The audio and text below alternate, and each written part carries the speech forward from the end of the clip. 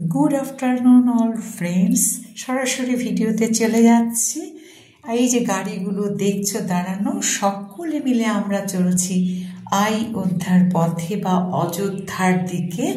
তো এই যে গাড়িগুলো এখানে সব সারি সারি লাইন দিয়ে দাঁড়িয়ে রয়েছে, এটা কিন্তু জ্যাম।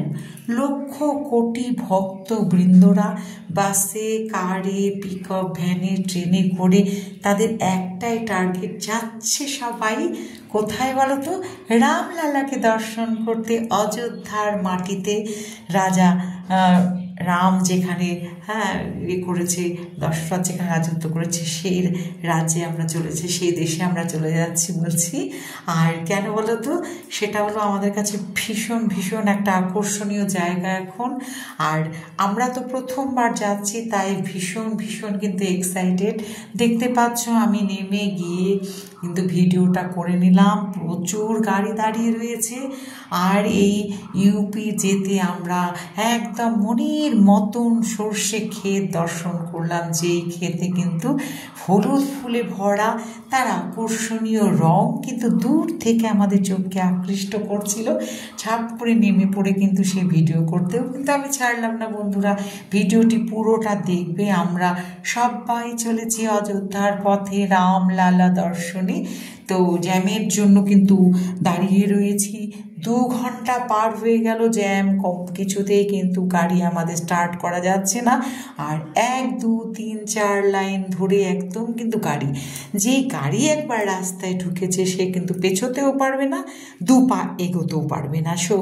তো সেই জন্য কিন্তু সবাই গাড়িতে বসে বসে আমরা একদম কেমন হয়ে যাচ্ছিলাম। তো সবাইকে বললাম চলো নামো, একটু দেখো সাইডগুলো, একটু ঘোরো। তো আমি কিন্তু বন্ধু অনেকক্ষণ আগে নেমে পড়েছি।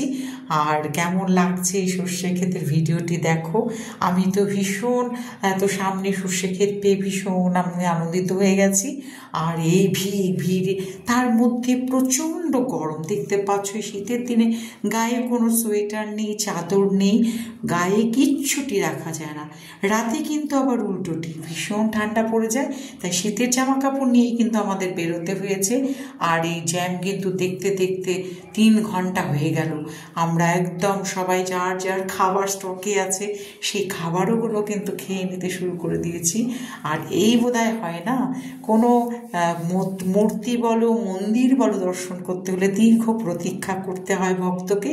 এটাই বোধহয় ভগবানের পরীক্ষা, জানি না। সেই পরীক্ষায় কিন্তু আমরা সবাই দিতে বসে গেছি। কারণ গাড়িতে দেখো, গাড়ি দেখছে, লোক নেই। 3 ঘন্টা রোদের মধ্যে এক জায়গায় দাঁড় করিয়ে দিয়েছে, উপায় নেই। নেই কোনো দোকান, নেই কোনো হোটেল, রয়েছে সর্ষের ক্ষেত। তো সবাই এই চোখ সার্থক করা সর্ষের ক্ষেত দেখে কিন্তু খুব খুব হ্যাপি হয়ে গেছে। দেখো কত লোকজন নেমে পড়েছে, আর কেউ কেউ কিন্তু বসেও রয়েছে গাড়িতে। তো যারা ছোট বাচ্চা বা বয়স্কদের নিয়ে গেছে তাদের জন্য এই জার্নিটা কিন্তু খুব একটা সুখের নয়। কারণ এতক্ষণ জ্যাম, 3 ঘন্টা গাড়িতে বসে থাকা কিন্তু চারটিখানি কথা নয়। তার মধ্যে রয়েছে গরম, আর খাবার তো সঙ্গে অবশ্যই নিতে হবে ট্যুরে গেলে বন্ধুরা। আর যারা এইখানে প্রথমবার আসবে তাদের অভিজ্ঞতা তো প্রথমবার আসার পরেই হবে, যেমনটা আমাদের হলো। আমরা সবাই কিন্তু শুকনো খাবার, কিছু ভারী খাবারও সাথে নিয়ে গেছিলাম, যে এই সমস্ত বিপদকালীন পরিস্থিতিতে যাতে আমরা পেটে কিছু দানা পানি দিতে পারি, তার ব্যবস্থা আমরা করেই গেছিলাম বন্ধুরা। তো সত্যি সত্যি আমরা সবাই চলেছি রামলালা দর্শনে, এবং অধীর আগ্রহ বলতে পারো, অপেক্ষা বলতে পারো। সে অপেক্ষা কিন্তু, ধৈর্য কিন্তু ক্রমশ হারাতে বসেছি। 3-4 ঘন্টা যদি জ্যামে আটকিয়ে থাকতে হয় বন্ধুরা, খিদে, তৃষ্ণা, নানান রকম আরও তো কাজ রয়েছে বলো। তো যাই হোক, এই ভিডিওটি তোমরা কেমন দেখলে? এখনও আমরা গন্তব্যস্থলে কিন্তু পৌঁছইনি। এখান থেকে এখনও 100 কিলোমিটার বাকি রামলালা বা অযোধ্যার যেখানে আমরা যেতে চাইছি। পুরো 100 কিলোমিটার দূর থেকে কিন্তু আমরা অপেক্ষা করছি। তো কেমন ভিডিওটি তোমাদের লাগলো, ভালো লাগলে লাইক কমেন্ট শেয়ার করো, কিছু কিছু ফটো পাঠিয়ে দিলাম। আর এইরকম জ্যামে পড়লে তখনই তোমরা বুঝতে পারবে যে রাস্তায় বেরিয়ে 3-4 ঘন্টা গাড়ির মধ্যে রোদের মধ্যে বসে থাকাটা আর তারপর ভগবানের দর্শন করাটা কতটা একটা মানে প্রশান্তির হয়। আর এই ধৈর্যের পরীক্ষা কিন্তু ভগবানই স্বয়ং নেন।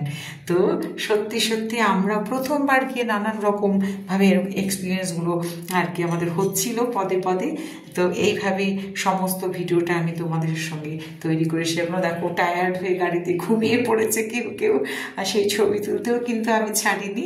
আর জায়গাটা সত্যি সুন্দর, খুব ভালো লাগছিল, আমরা খুব এনজয় করলাম। ভালো লাগলে সবাই জানিও।